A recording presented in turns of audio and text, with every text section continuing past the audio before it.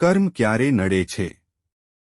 મિત્રો, આજે આપણે એક એવો વિષય સમજવાનો છે જે દરેકના જીવન સાથે સીધો જોડાયેલો છે. કર્મ ક્યારે નડે છે?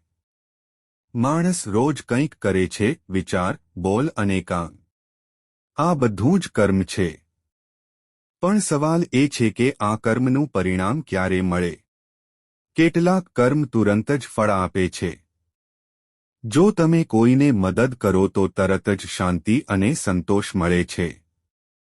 જો તમે કોઈને દુઃખ આપો તો તરત જ વિવાદ કે ગુસ્સો ઊભો થાય છે.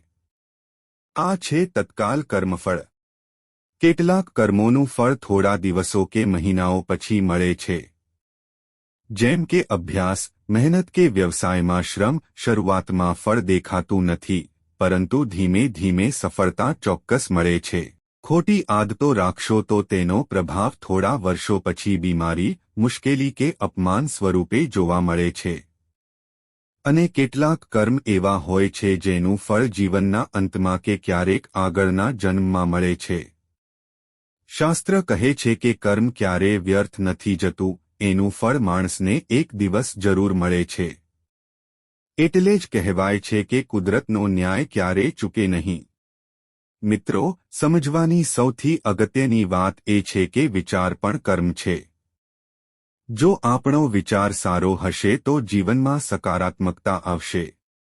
જો વિચાર નકારાત્મક હશે તો મુશ્કેલીઓ વધશે. એ જ રીતે શબ્દો પણ કર્મ છે. મીઠું બોલશો તો સંબંધો મજબૂત બનશે, કડવું બોલશો તો સંબંધો તૂટશે. કર્મનો પ્રભાવ માત્ર આપણા પર જ નહીં, પણ આપણા પરિવાર પર પણ પડે છે. માતા પિતા જો સારા કર્મ કરે તો બાળકોમાં સારા સંસ્કાર આવે છે. આ છે કર્મનું બીજ. જેવું વાવશો તેમ જ લણશો.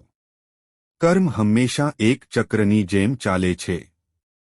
આજે કરેલું કામ કાલે આપણા આગળ ઊભું રહે છે.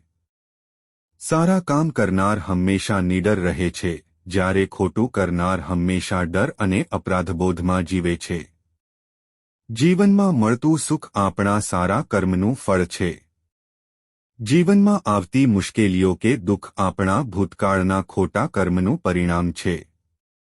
એટલે જ કહેવામાં આવે છે કે માણસ પોતાનું ભાગ્ય પોતે લખે છે.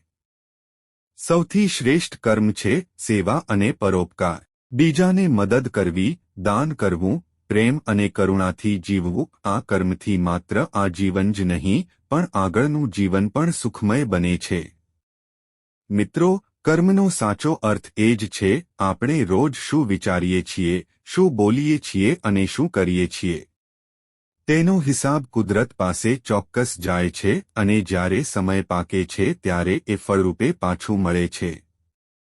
એટલે જ આપણા વડીલો વારંવાર કહે છે, સારા કામ કરો, સારો વિચાર રાખો અને સારો સ્વભાવ અપનાવો. કારણ કે કર્મ ક્યારેય ખાલી નથી જતું. તેનું ફળ એક દિવસ મળવાનું જ છે.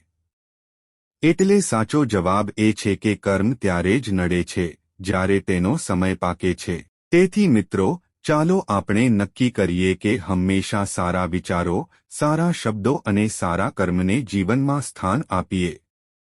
એ જ આપણું ભવિષ્ય ઉજ્જવળ બનાવશે અને જીવનમાં સાચું સુખ આપશે.